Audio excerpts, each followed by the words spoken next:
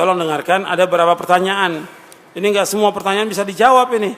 Banyak benar pertanyaannya. Ya, tentunya yang bisa saya jawab, yang tidak wallahu a'lam bishawab. Ada seorang bertanya, ada seorang ikhwan berguru kepada seorang guru yang dia pernah belajar kepada Syekh bin Baz. Kemudian orang itu tidak berjenggot. Kemudian apakah boleh? Sekarang saya mau tanya kepada antum, jenggot itu sunnah atau tidak?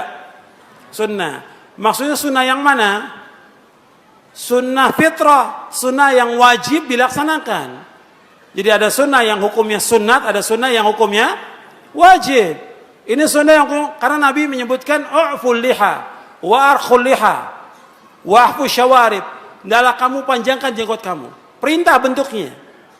Biarkan jenggot kamu, kamu rapikan kumis kamu. Wa khaliful majus, hendaklah kamu menyalai orang-orang majusi. Artinya enggak boleh menyalai mengikuti orang majusi yang mereka mencukur jenggotnya. Ini perintah. Makanya para ulama sepakat semuanya. Hanafi, Maliki, Syafi'i, Hambali dan juga Zahiri mengatakan bahwa melihara jenggot hukumnya wajib, mencukurnya hukumnya haram. Jadi enggak jaminan orang belajar kepada Syekh Fulan, enggak ada jaminan. Yang penting bagaimana dia melaksanakan sunnah. Bahkan kalau dia benar jujur, Syekh bin Baz pernah berfatwa ketika ditanya tentang masalah jenggot. Ya Syekh, atasan saya menyuruh saya untuk cukur jenggot. Enggak boleh kamu taat. Tentu berkali-kali Syekh. Ada tentara, ada polisi, tidak boleh taat. La ta'ata li makhluqin fi maksiatillah. Begitu juga pernah tanya Syekh, bagaimana kalau seorang imam, yang imam ini cukur jenggot terus? Boleh enggak kita berimam? Orang seperti ini musir ala maksiyah. Orang yang terus menerus berbuat maksiat dan dia tahu tentang tidak bolehnya, maka enggak boleh kita berimam kepada orang itu. Sampai seperti fatwa Syekh bin Baz. Kalau dia jujur, kalau dia muridnya Syekh bin Baz. Jadi kita enggak boleh belajar kepada orang-orang yang pelaku maksiat atau terus menerus berbuat maksiat, enggak boleh kita belajar. Kepada alul bid'ah enggak boleh kita belajar. Pelaku maksiat yang udah jelas-jelas termasuk syiar agama Islam, jenggot termasuk syiar daripada agama Islam. Syiar dari agama Islam ini. Makanya dulu di zaman dulu nggak ada yang namanya ahlul bid'ah cukur jenggot, nggak ada. Karena apa? Kalau dia cukur jenggot sudah ditinggalkan oleh umatnya. Karena syiar. Bagaimana dengan tadi disebutkan bahwa minta-minta tidak boleh. Bagaimana dengan pengemis yang minta-minta? Jangan diberikan. Mestinya ini urusan ulil amri. Karena nggak dibenarkan oleh syariat. Meminta-minta. Jangan jadi kebiasaan dia seperti itu. Dan juga belum tentu orang itu sholat. Belum tentu juga puasa. Dan kita akan memberikan kepada orang-orang yang betul-betul sangat membutuhkan. Dalam kondisi yang terpaksa kita berikan. Tapi kepada orang-orang yang sudah rutin tiap hari minta-minta nggak boleh. Apa saja yang dimaksud dengan maksiat? Ya maksiat itu perbuatan dosa dan maksiat. Luas semuanya. Durhaka pada orang tua, syirik, masuk maksiat, bid'ah juga termasuk maksiat dan juga kemungkaran, riba dan yang lain masih banyak. Ya, ratusan atau ribuan tentang maksiat ini, dosa dan maksiat. Antum baca buku yang paling bagus, bukunya Ibnu Qayyim tentang penyakit dan obatnya, tentang maksiat. Ada wadawa dan sudah diterjemahkan dalam bahasa Indonesia. Sudah diterjemahkan dalam bahasa Indonesia. Antum baca itu buku itu. Bagaimana kalau saya menulis dosa-dosa saya di buku? Bagaimana hukumnya? Buat apa ditulis di buku? Tobat. Kalau antum berbuat maksiat, tobat kepada Allah. Nanti dibaca oleh istrinya, oleh anaknya, oleh orang lain. Tutup dosa itu. Tutup. Makanya kita harus tutup perbuatan kebaikan kita, juga kita tutup perbuatan dosa dan maksiat kita. Jadi nggak ada maksiat itu dibanggakan, diceritakan pada orang, nggak boleh. Ini kan sekarang banyak begitu. Mantan-mantan disebutkan. Mantan ini nggak boleh sebutkan maksiatnya. Tobat kepada Allah udah, jangan dimunculkan depan orang. Ini kebodohan. Akhirnya nanti orang lain apa? Ikut. Saya juga nanti mau seperti dia. Saya maksiat dulu, nanti tobat. Bisa ceramah seperti orang itu. Kan mengajak orang untuk maksiat. Ini kebodohan. Kebodohan. Ngajak penyanyi menjadi pembicara. Atau mantan pemusik. Ya. Untuk apa? Untuk jadi MC. Awalnya MC, lama-lama jadi apa? Ustadz. Ustadznya bodoh, ini juga sama bodoh. Jelas itu. Sekarang banyak itu. Kenapa harus pakai yang seperti itu? Kenapa? Hatta dia mantan dari tokoh-tokoh yang sesat, firqah yang sesat, sama dengan kaum muslimin. Yang taubat kan bukan hanya dia. Ratusan orang yang taubat. Jangan ditampakkan kepada orang, supaya orang tidak tertarik dengan maksiatnya. Tutup.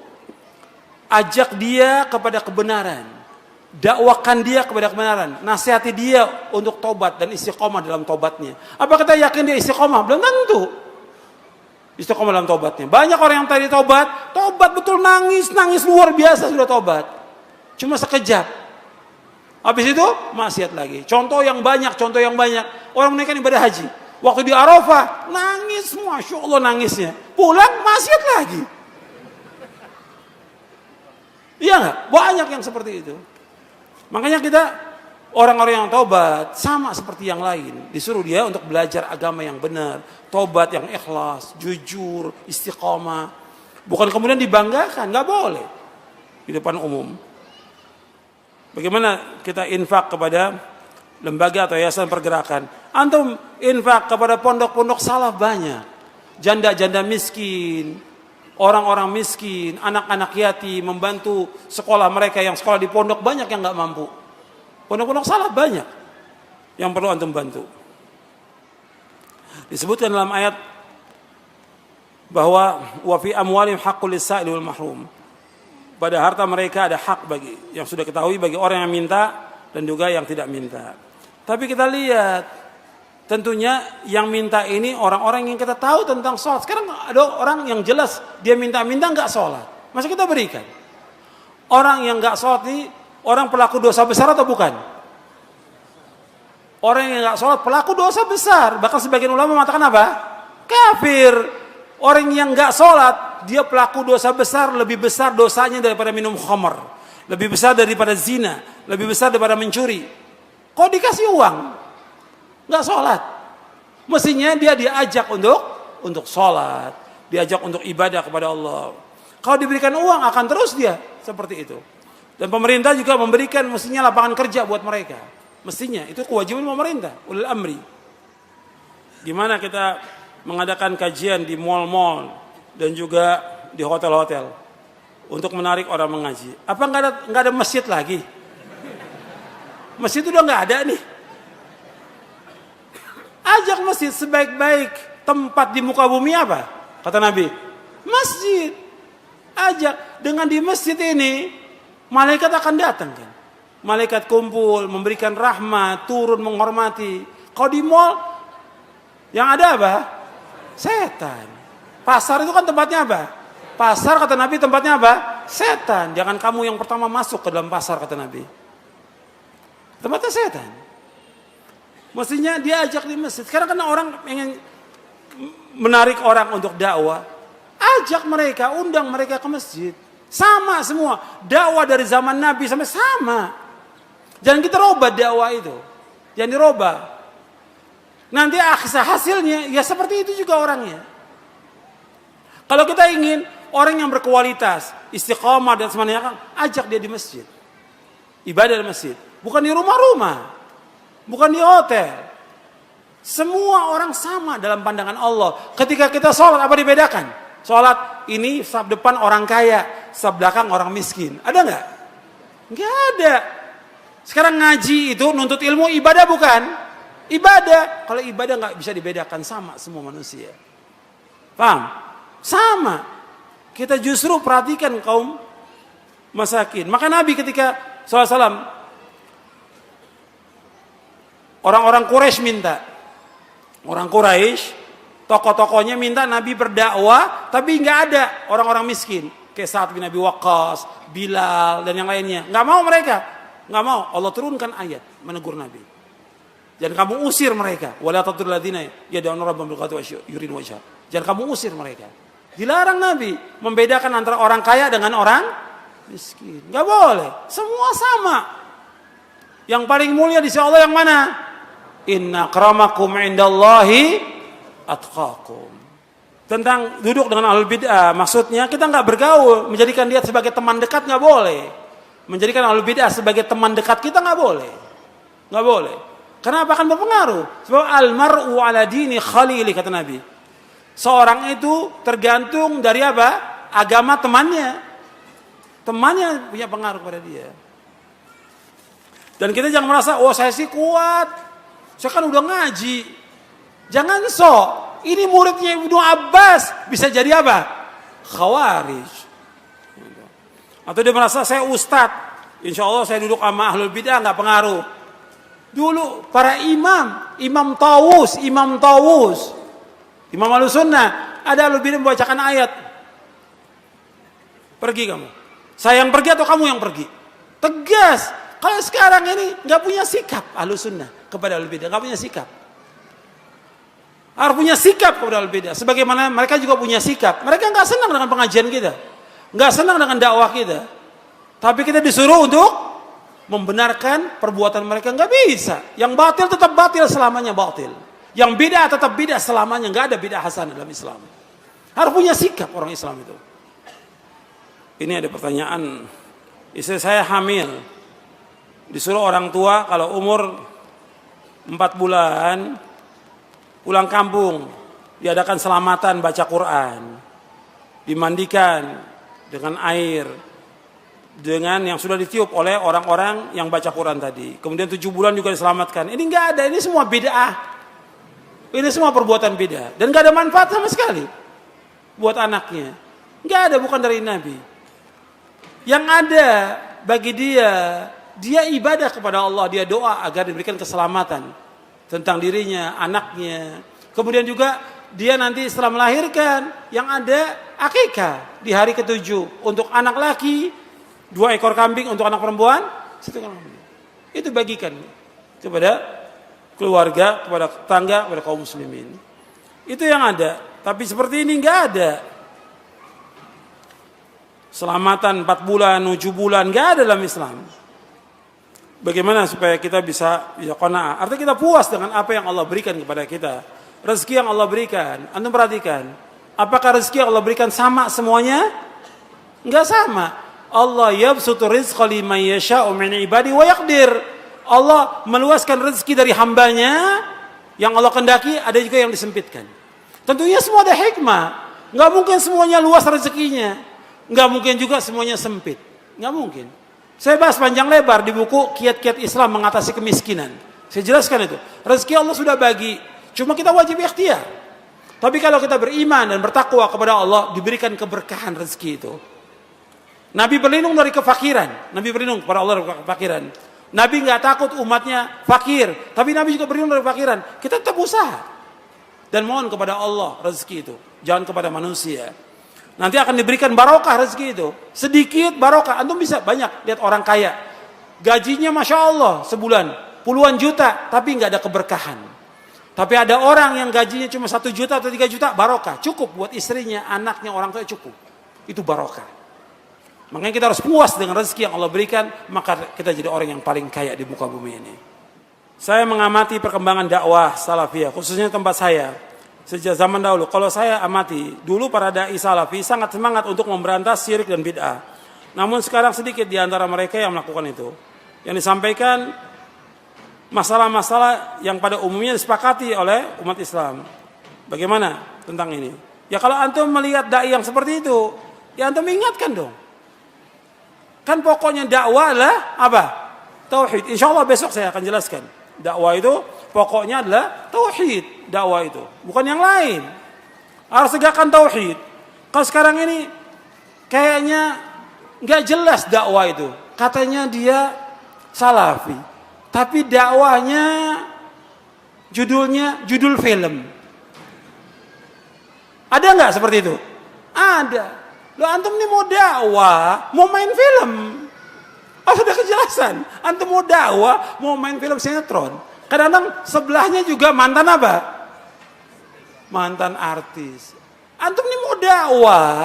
Ini dakwah ini ngajak orang kepada agama yang benar. Ngajak orang bagaimana orang ibadah kepada Allah. Mengajak orang ke sorga. Mengajak orang kepada akhirat. Tuntunan yang benar, bukan tontonan. Dakwah itu tuntunan, bukan tontonan. Bukan nyari bagaimana orang supaya ikut. Enggak. Kita mengajak orang kepada orang mau ikut, silakan, gak ikut karena masalah dalam dakwah. Bukan banyaknya orang, bukan. Allah menyebutkan dalam Al-Quran, "Faman syaa'a falyu'min wa man syaa'a falyakfur." Siapa yang mau iman silakan iman, yang mau kufur silakan kufur. Dai itu seperti orang yang mengundang makan. Kalau orang kita undang, dia datang, dapat hidayah dia. Tapi kalau dia nggak datang, sudah dia seperti itu. Makanya antum perhatikan dakwah ini harus tegas, jelas, manhaj jelas, tauhid, ajak tauhid. Dakwah yang tidak mengajak pada tauhid menyimpang dari manhajnya para nabi dan para rasul alaihi wassalatu wassalam. Yang insya Allah besok saya akan jelaskan tentang kaidahnya. Bagaimana kalau kita sudah berusaha untuk istiqomah, tetapi keluarga tidak mendukung, nggak ada masalah. Kita tetap disuruh oleh Allah untuk istiqomah. Fastaqim kama umirta wa man taba ma'aka wa la tatghaw. Dalam kamu istiqomah kepada apa yang Allah perintahkan pada kamu. Bersama orang-orang yang taubat bersama kamu dan jangan melewati batas. Kita tetap berusaha bagaimana mengajak orang tua, mengajak keluarga untuk kembali kepada sunnah, kembali ketaatan kepada Allah. Kalau mereka nggak mendukung, tetap kita istiqomah. Karena kita ingin masuk surga. Jangan ikuti orang yang salah atau maksiat atau beda, jangan. Kita harus tetap istiqomah dan tegar di atas sunnah Nabi. Memang istiqomah itu berat, cobaannya juga berat. Setan berusaha bagaimana supaya kita istiqomah. Tapi kita berusaha mengajak dengan cara yang baik. Makanya kalau kita lihat kepada keluarga itu, pertama kali kita ancam mereka. Allah menyuruh Nabi Muhammad SAW kepada keluarganya memberikan kabar gembira atau mengancam. Saya tanya kepada antum. Nabi disuruh Allah memberikan kabar gembira atau mengancam? Mengancam. Allah berfirman, wa anzir ashiratakal aqrabin. Ancam keluarga kamu yang terdekat. Jadi dakwah itu pada akhirnya mengancam orang, menjelaskan kalau kamu taat dapat pahala. Kamu taat, kalau kamu tidak taat, kamu dapatkan azab di dunia, dikubur dan nanti di akhirat. Diancam. Kamu akan dapat siksa dari Allah. Makanya Allah menyebutkan dalam Al-Quran orang-orang yang menyalahi perintah Rasulullah mendapatkan ancaman yang berat di dunia dan juga nanti di akhirat. Makanya orang-orang yang menuntut ilmu itu pulang dari nuntut ilmu mestinya dia mengancam kaumnya. Orang yang nuntut ilmu, ya, dia belajar di sini, di pondok atau di Timur Tengah, pulangnya mesti apa? Mengancam kaumnya tujuannya. Tujuannya itu liyundiru qaumahum idza raja'u ilaihim la'allahum yahdhar. Allah sebutkan dalam surah Taubah agar mereka yang tafaquh fid din ini mengancam keluarga mereka bila mereka pulang ke kampung mereka, kepada keluarga mereka, agar mereka hati-hati. Sekarang nggak diancam, nggak dikasih peringatan, dibiarkan, nggak boleh. Terus kita harus peringatan. Allah berfirman, ya ayyuhalladzina amanu qu anfusakum wa ahlikum nar. Wahai yang beriman, jaga diri kamu dan keluarga kamu dari apa? Dari api neraka. Ancam mereka dengan neraka supaya mereka takut dan berhati-hati. Bagaimana kalau kita dalam keadaan sulit kita minta tolong kepada orang lain, boleh atau tidak? Boleh. Dalam hal yang orang lain mampu boleh. Yang nggak boleh kalau orang itu tidak mampu. Seperti tolong menolong, pinjam meminjam uang, boleh kita minta tolong pada dia, minta bantuan karena kita mengalami kesulitan dan sudah berusaha nggak mampu kita, boleh. Tapi dalam kondisi yang terpaksa dan darurat. Kalau minta-minta seperti yang tadi disebutkan untuk pribadi, kekayaan pribadi, yang nggak boleh. Bagaimana kita memberikan semangat lagi kepada diri kita dan keluarga kita dan juga kawan-kawan untuk mengaji kembali. Bahwa ada juga orang-orang yang kemudian dia futur, lemah semangatnya. Ya diingatkan. Kalau orang-orang udah lemah, futur, diingatkan. Kenapa harus futur? Kita harus semangat. Kita bandingkan begini, antum perhatikan. Tolong perhatikan. Orang yang berbuat maksiat, futur enggak dia? Terus maksiat. Orang yang bid'ah, futur enggak? Siang bid'ah, sore bid'ah, malam nyanyi terus dia. Iya enggak? Yang syirik, antum lihat dia ampel. Yang ruku dan sujud, minta-minta, apa berhenti? Terus. Kenapa orang yang berbuat syirik, berbuat maksiat, berbuat bidah, bisa terus mereka, nggak futur? Kenapa yang taat kepada Allah di atas sunnah kita futur? Kenapa kita futur? Mestinya kita mendapatkan ganjaran yang besar dengan taat kepada Allah. Nggak boleh kita putus asa dari rahmat Allah. Kata Nabi, ihris ala ma yanfa'uka wasta'in billah wala ta'jaz. Berkemauan keras kepada yang bermanfaat bagi kamu. Minta tolong pada Allah, jangan lemah. Jangan lemah kita. Terus kita meniti jalan yang hak ini. Karena jalan yang kita tuju, jalan menuju sorga. Jalan menuju sorga yang luasnya seluas langit dan bumi. Bukan dunia. Ini yang kita kejar. Dunia ini sebentar, gak ada artinya. Kita hidup hanya berapa tahun aja. Maka terus berbuat ketaatan. Jauhkan maksiat. Terus di atas manhaj yang hak. Jauhkan yang bid'ah. Jagakan sunnah sampai kita diwafatkan oleh Allah Ta'ala. Mudah-mudahan yang saya sampaikan bermanfaat untuk saya dan untuk sekalian. Sudah masuk waktu Isya. Dan cukup sampai di sini kajian kita. Kurang lebihnya saya mohon maaf, itu yang bisa saya jawab. Insya Allah kita lanjutkan besok dengan buku Syarah Akidah Ahlussunnah wal Jamaah. Saya mohon maaf kurang lebihnya, dan mudah-mudahan Allah memberikan istiqamah kepada kita di atas jalan yang hak, di atas Quran was sunnah ala fahmi salaf, di atas ketaatan kepada Allah, dan mudah-mudahan Allah mengampuni dosa-dosa kita. Wa sallallahu nabiyana Muhammadin sallallahu alaihi wasallam, subhanakallahumma wa bihamdik, asyhadu an la ilaha illa anta, astaghfiruka wa atubu ilaik. Assalamualaikum warahmatullahi wabarakatuh.